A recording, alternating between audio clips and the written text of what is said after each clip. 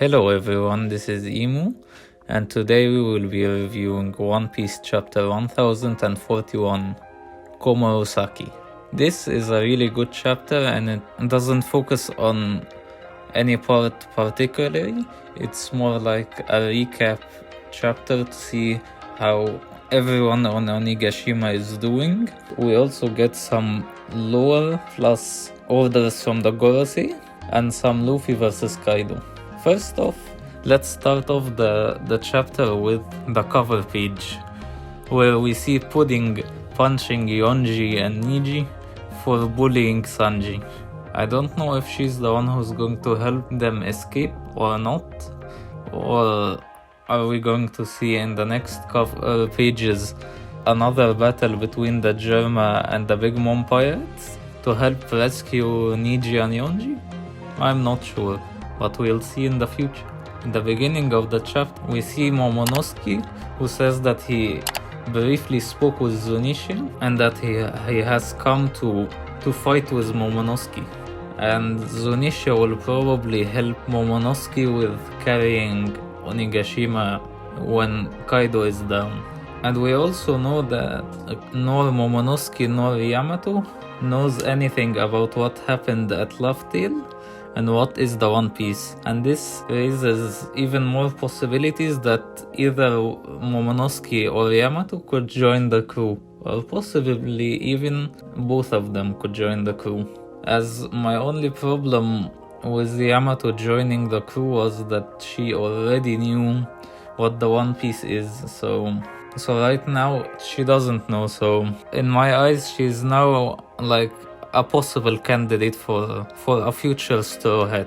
Her and Momonosuke and Tama. The three of them are my candidates for possible Straw Hats. And as we can see in the Oden flashback, we can see that Toki is the one who tore out the pages from his journal, the pages about Laugh Tale. And Momonosuke is very concerned about opening Wano. And this still raises possibility, what does Wano carry and why is it very important?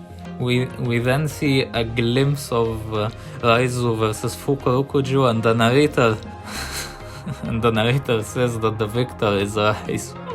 And it's very funny to me that the narrator announced that Raizo's win is even after Ayonko is defeated. And we see that Jinbe came to rescue Raizo. Then we cut to Orochi and Komurosaki, where he is very pissed off that Fukurokujo hasn't arrived yet, and he didn't realize that Komurosaki has put a sea stone nail into him so that he cannot transform. And we see the ceiling fall on him, or then she reveals that she is actually Hiyori, Kuzuki Oden's daughter.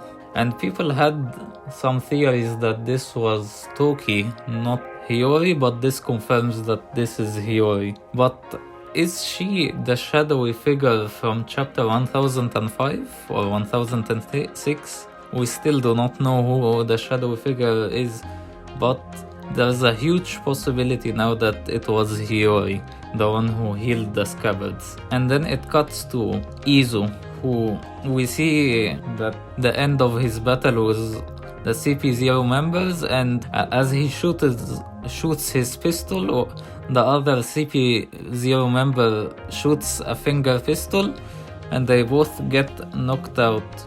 And props to Izo for taking out one of the CP0 members, but he couldn't take down both of them, but very good for him.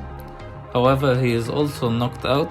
And we also do not see the face of the CP0 member, although his mask has fallen. And the other CP0 member is very angered that the other member is knocked out. Then he gets orders from another person, possibly Rob Lucci, but it's not confirmed if it's Rob Lucci talking to him or not. And he says that there's a direct order from the Gorosei to eliminate Luffy immediately.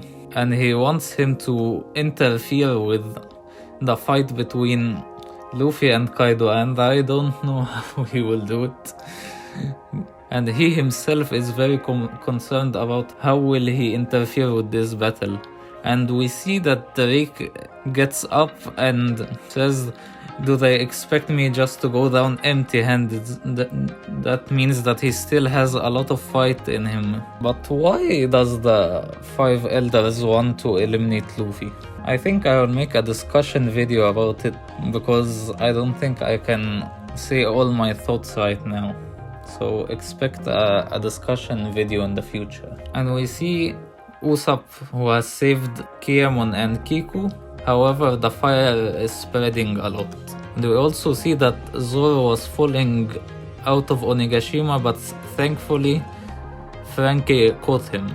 But he is worried Zoro is not alive. But I'm pretty sure Zoro is alive, because Zoro will never die before being the world's greatest swordsman. We also cut to where Kid and Law fought Big Mom, and we see the after effects and how the castle is destroyed. And Kid and Law are really down this time, and I hope they are down for the rest of the arc. And they say that they cannot go back up again, although they have said it 2 times now. But I will believe Oda on this one, that they cannot get up again.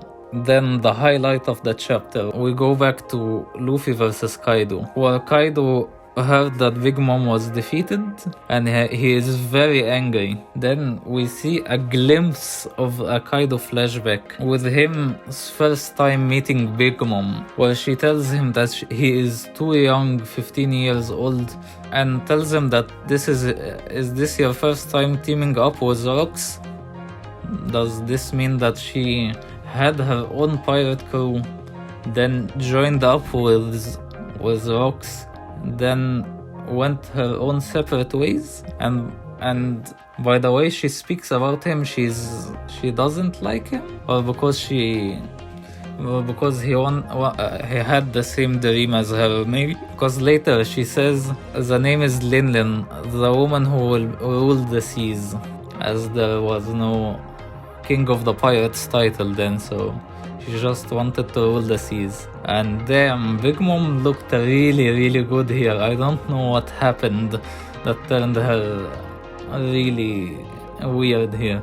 And we don't see Kaido as a kid, we only see Big Mom. And she treats him like an older sister, as we have seen this whole arc, that she treats him like an older sister, because she tells him, if something's bugging you, come and tell me. And then Kaido cries that he let her get defeated because they swore they would help each other get to the One Piece. Then we see Luffy mid-transformation with an awesome panel where he looks super fire. I don't know how to describe it. I don't know, my vocabulary is all over the place, but he looks fire. Then he transformed to Gear 4th, and we see a new move, Hydra. And he says he's giving Gear 4th one last chance.